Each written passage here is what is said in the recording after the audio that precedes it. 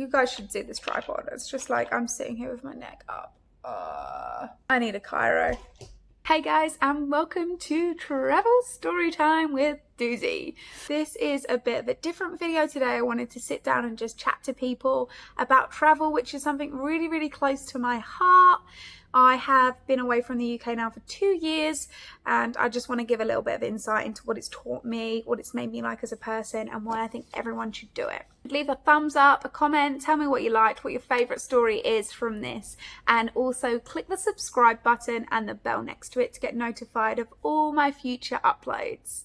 So apart from going to really lovely places, beaches, new cities, new countries, new continents, traveling teaches you a lot about yourself as a person and about the world. And I honestly think it is the best thing that you can do. It really, really is. That doesn't mean that you need to leave your job and travel the world, but going to different places and experiencing different things honestly is like the world's greatest gift that you can be given. So I just want to chuck one thing out there. Travel does not need to be expensive. You can go to really lovely resorts, yeah, and you can pay through the roof for them. But you can also go to great backpacker hostels that are really clean, really safe, and are super, super cheap.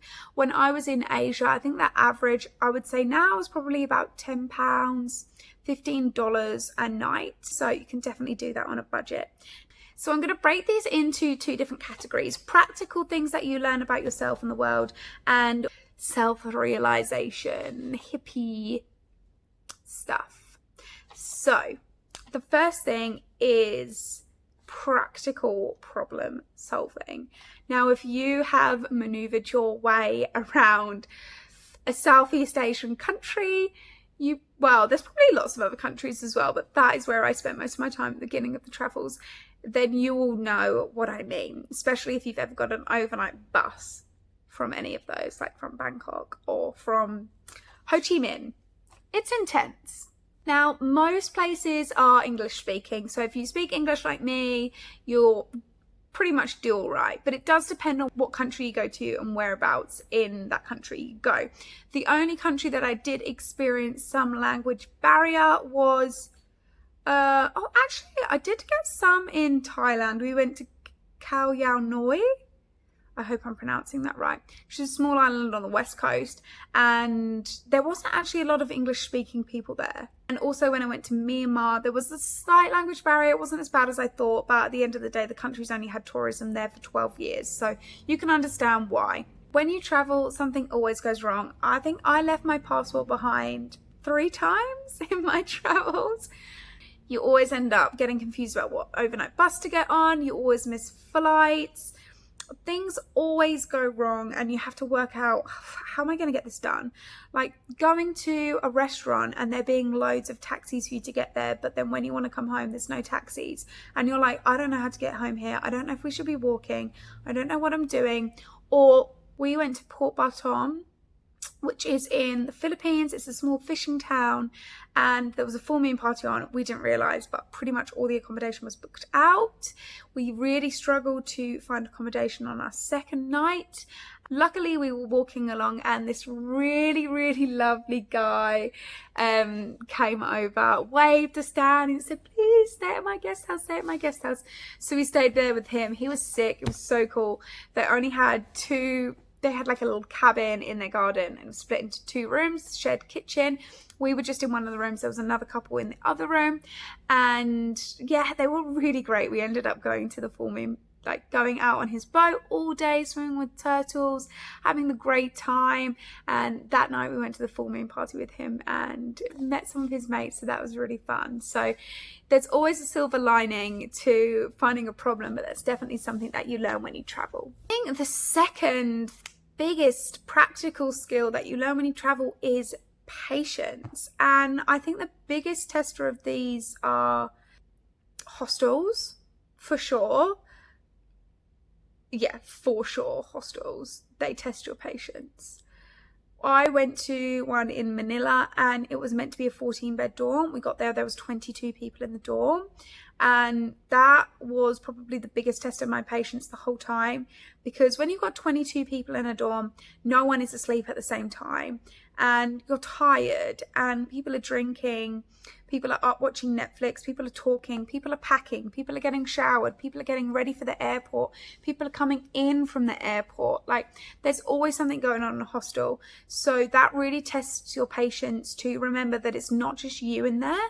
There is everyone else as well. And you have to be considerate of other people all of the time. Sometimes you don't want to be. Sometimes you feel like you shouldn't be considerate. Sometimes you feel like other people are being really inconsiderate. But you have to be patient and you have to get on with it, because at the end of the day, it's a mix of cultures, it's a mix of morals, and sometimes that doesn't always marry up.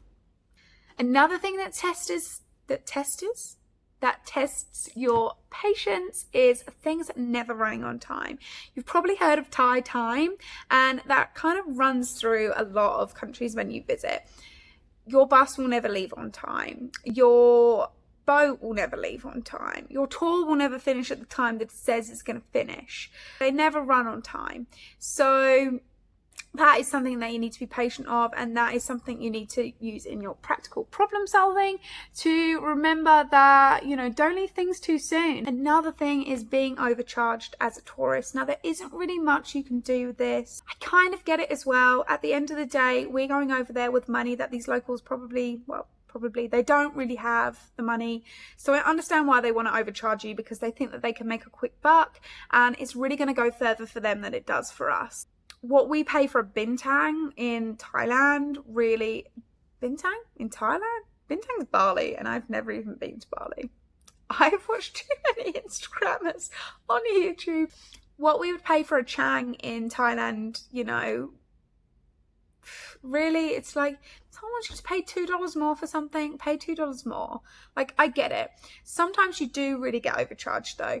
I remember once we tried to get a taxi, and I looked up the price of a taxi online, and it was like 50, I know, I'm just going to pull a number out of the air here. It was like 50 cents a K or something like that, equivalent. And we went to get the taxi, and this guy wanted to charge us like $2 a K. That is where people try and overcharge you. I just want to make one thing clear. That is the minority. Like 100%, that is the minority. You will experience it, but you don't experience it from everyone. And most people are actually out there, to be fair. If they do hike the price up a bit, you can always just say, hey, look, I know I'm not meant to be paying that much here, so why don't we try and reach a common ground? Okay, cool. So now I'm going to get into the things that I think you learn as a person on the bigger scale that really, really change who you are.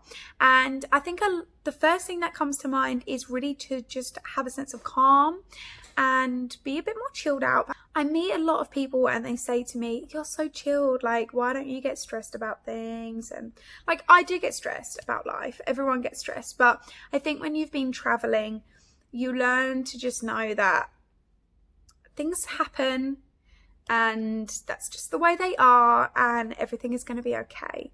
So a story that I have from my travels for this was, we were in Siquijor, which is in the Philippines. It's a small little island, and unbeknownst to us, there was a cyclone or a typhoon, I can't remember, the less extreme one, and we ended up getting stranded on the island for 2 days, and it was just hectic.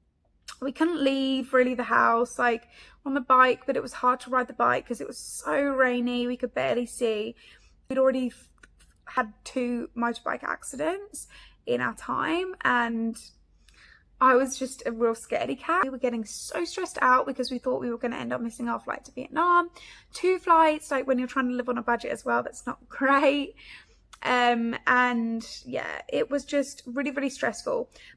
We made it to Vietnam and all was fine and everything was dandy, and we had a bit of a story to tell. So that taught us to be calm and that things always work themselves out. Also, when you travel, you learn that people book their accommodation when they turn up to a place. And when I first went traveling, I was like, hell no, I'm not doing that. What if I get stranded and I have to sleep on the beach and there's nowhere? And I just, nah. Actually, it was fine. When the more we did it, it was fine. There was always somewhere to stay.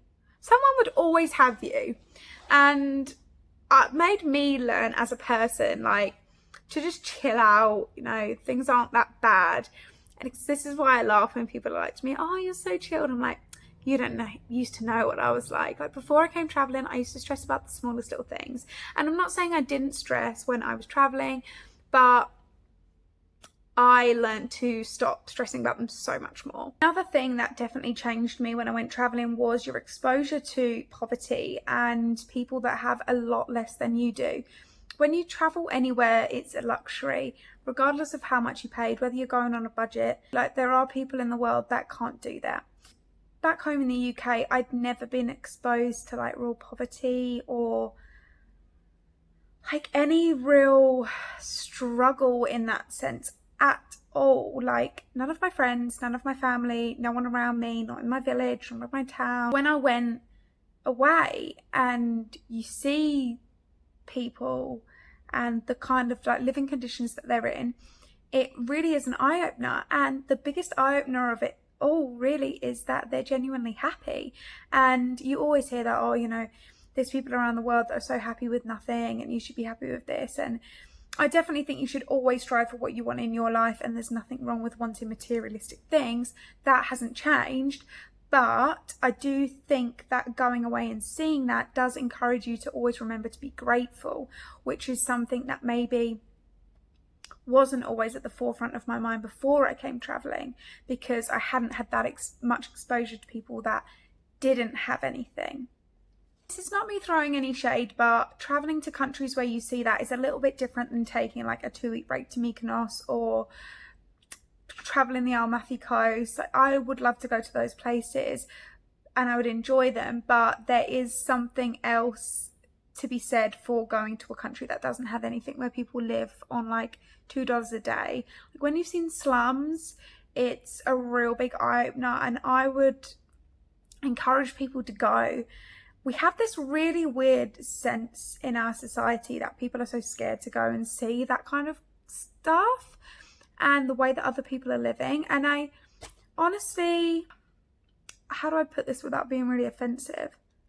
It's really naive. It's really naive to have that opinion. And I think unless you go and you experience it, you will never fully understand that.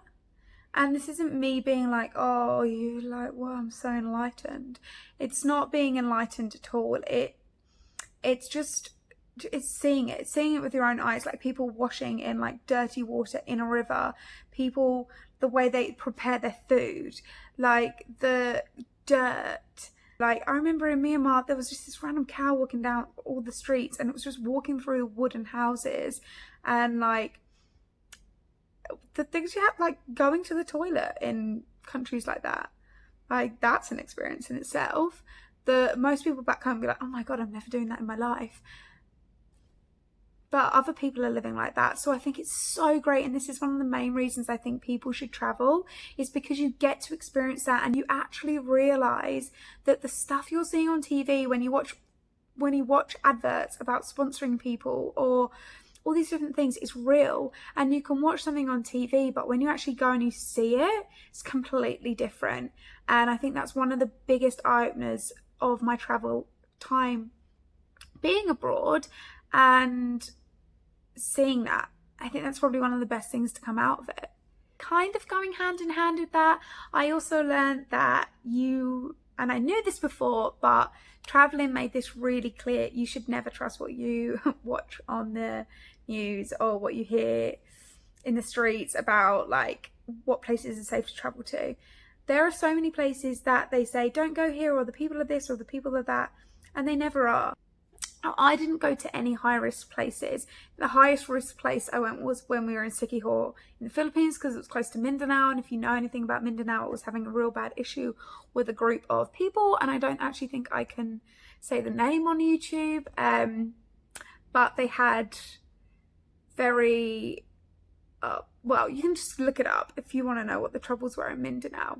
Thankfully that it's all okay now. You realise that there's a lot of hyped crime. For example, Egypt. A lot of people say don't go to Egypt because it's really high risk. It's not. I went to Turkey when it was meant to be high risk and it was fine. So that's one thing you learn when you start travelling to places that people tell you not to go to. Normally it's a small minority of people in that area that are causing all of the hype. And the shame of not going there means that those small places aren't getting the tourist money that they need. Tourism is such a big economy for a lot of these places. And when you don't go because there's overhype around the safety, you actually take away from the people. So you're better off just going. People are really thankful that you're there, and they're always so courteous to have you. I've never had any issues. Now, I think one of the biggest things I learned when I travelled, and I think most people know this now, but that social media a lot of the time is not real. And I know we all have Instagram accounts and we all have Facebook, and like I've got this YouTube now, and we all put the good things on the platform. I'm very aware that I still do it myself, but when you're traveling, it's the biggest learning curve to see the places that these, you know, travel influencers go to. And this is no shade, but they are not what you are seeing on the picture. They crop people out, they crop the rubbish out, they change everything up.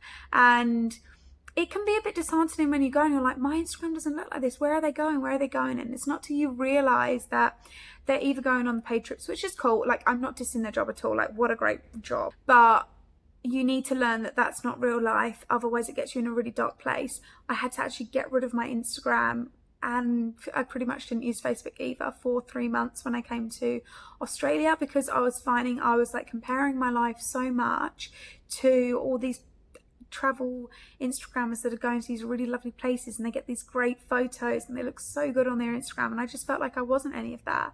And when you're constantly living it, constantly looking at it, and everyone you meet is trying to do the same thing, so it can become a bit of a toxic environment if you can't rationalize and step yourself out of it. So that's one of the biggest things that I learned, and I actually think it's a really good lesson to learn. I think it's a really good reason to come traveling and actually see that you can still have a great time, and it doesn't need to be this fancy thing that you see on YouTube and Instagram. I hope that kind of makes sense, but it really taught me to just be myself and realize that I'm never going to have the Instagram that these people have. I'm never going to be able to do these things. I don't know how to crop people out of, I don't know how to use Photoshop. I mean, I tried to use Facetune the other day and I couldn't even do that. That's one of the biggest things that I learned, and I would say that all people will take away from their travels as well. Yeah, I mean, all in all, my thoughts on travel are that everyone should go. I really think it's such a great life lesson, and I think that you need to think about traveling outside of places like, you know, Benidorm and the typical like luxury resort places. They're nice, and I'm sure they're so enjoyable, and I would still go on them, and I will still go on them in my life. But you really should make the effort to go out and experience new things and get involved in other cultures. It's so enhancing for yourself and for your mind and your idea of the world. I would just encourage anyone to do it. It's scary sometimes, it doesn't go to plan sometimes, but it is the best thing you will ever do. And yeah, I've just got all good things to say about it, even with some of the bad. That's it, guys. I would love you to leave me a comment. I'm actually quite curious as to what your worst and best travel experiences have been, your stories. Let me know in the comments, leave a thumbs up, subscribe so you can see all my new content coming out, and make sure you press that bell button. Plus, if you know someone that's on the fence about traveling, make sure you share this to them so it gives them a little bit of an insight on why I think they should do it. Thanks, guys.